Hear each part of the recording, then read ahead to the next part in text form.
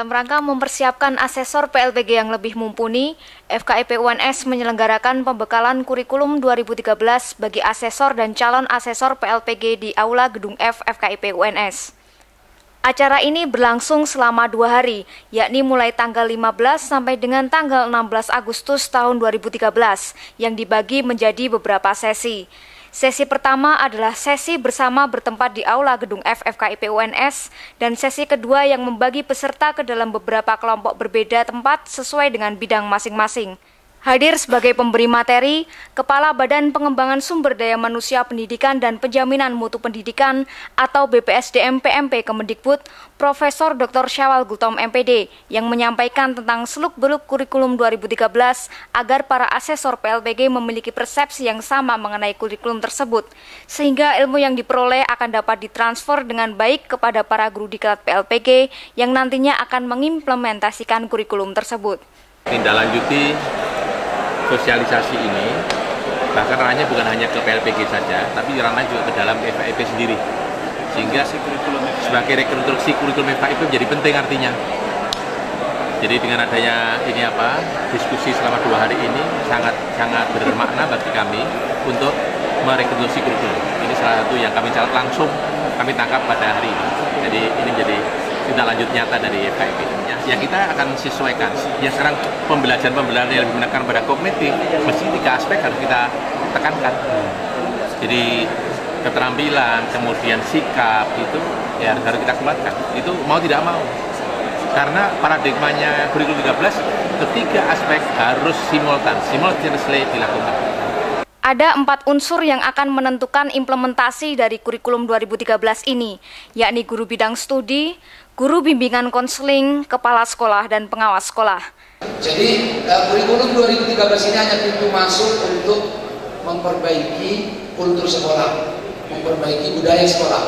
Karena itu pula kurikulum ini langsung melatih guru bidang studi, guru BK, kepala sekolah, dan pengawas. Kalau 4 unsur ini sudah sepakat, 4 makhluk ini sepakat, kurikulum ini dijalankan, jalan itu Pak, jalan itu. Karena itu kita tidak mau belakangan baru dilatih kepala sekolah atau belakangan pengawas, saya tidak mau. Harus serentak. Kenapa? Karena mereka ini yang paling menentukan berhasil atau tidak. Pemerintah juga berusaha semaksimal mungkin agar kurikulum 2013 ini dapat berjalan dengan baik, dengan mengawali melatih guru-guru yang nantinya akan menjadi corong implementasi kurikulum, serta menyediakan buku-buku yang memadai dan dapat menunjang kurikulum 2013. Implementasi kurikulum 2013 itu dilakukan dengan 2 ketentuan. Pertama, bukunya harus ada. Yang kedua, gurunya harus dilatih. Gurunya harus dilatih. Karena kita berulang-ulang menyelenggarakan perubahan kurikulum, kalau gurunya tidak dilatih, nanti implementasinya juga bisa berbeda dengan yang kita konsep. Nah, oleh karena itu kita hadir di LPTK ini untuk mendiskusikan bahwa para asesor ini, mereka ini kan yang melatih guru PLPG nanti harus dibekali terlebih dahulu tentang implementasi kurikulum 2013, kan gitu. Nah, rohnya kurikulum 2013 itu yang kita perbaiki itu ada 4. Tapi 4 ini sangat tergantung dengan guru. Yang pertama, kompetensi lulusan. Kompetensi siswa itu kehadirannya, konstruksinya begini. Selama ini kan pengetahuan itu dominan di sekolah. Nah, kurikulum 2013 memberi porsi yang memadai tentang keterampilan dan sikap. Jadi jangan berhenti pada pengetahuan, tapi lanjutkan ke keterampilan dan sikap. Itu rohnya. Jadi pertama yang kita perbaiki itu terkait dengan kompetensi, ya kan? Yang kedua soal isi, materinya. Materinya selama ini ada yang lebih, ada yang kurang. Yang berlebih itu kita kurangi, yang kurang kita sempurnakan. Kan itu prinsipnya kan? Sudah kita lakukan itu. Nah, yang ketiga soal proses. Nah, ini yang penting, proses. Proses pembelajarannya itu kita sempurnakan. Kalau untuk membentuk keterampilan, itu lintasannya berada pada mengamati. Kan gitu tadi, observing, mengamati, bertanya, bernalar, menyajikan. Itu membangun keterampilan. Kalau untuk membangun pengetahuan, yaitu mengingat, memahami, mengaplikasikan, kan gitu urutannya. Kalau membangun sikap, itu menerima, setelah menerima menjadikan menjadi nilai-nilai hidup, mencoba melakukannya, membudayakannya pada diri sendiri, pada kelompok. Nah, jadi proses belajar itu didesain sesuai dengan karakteristik kompetensinya, kan gitu. Kalau sikap, ya bangun sikap itu pada lintasan pembentukan sikap, mulai dari keberterimaan. Kalau keterampilan, bangun dia mulai dari mengamati, latih murid mengamati. Kalau untuk urusannya pengetahuan, bangun di sini. Nah, yang keempat soal penilaian.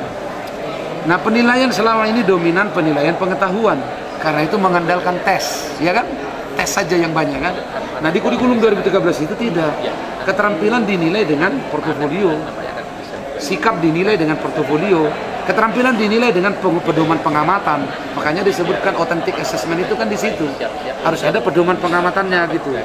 Jadi dari tes berpindah ke tes dan portofolio. Nah, itu yang dikembangkan. Tapi ini semuanya harus muncul di rapor. Betapapun disuruh penilaiannya seperti ini, kalau tidak dimunculkan di rapor, guru nggak mau juga melakukan. Karena nanti guru kan yang mau murid-murid juga yang dilihat kan rapornya. Nah, kalau di rapornya nggak ada, di sehari-harinya pun jadi nggak ada gitu. Nah, itulah yang mau kita latihkan itu dalam 4 hal itu. Jadi, bagaimana merancang pembelajaran versi kurikulum 2013? Kita bicara proses belajar, ya kan? Bagaimana kompetensinya? Kita bicara holistiknya ketiganya. Jangan hanya berhenti di pengetahuan, tapi lanjut sikap dan keterampilan. Dari Gedung F FKIP UNS, Anwar Effendi, Billy Budiarjo, Smart TV mewartakan.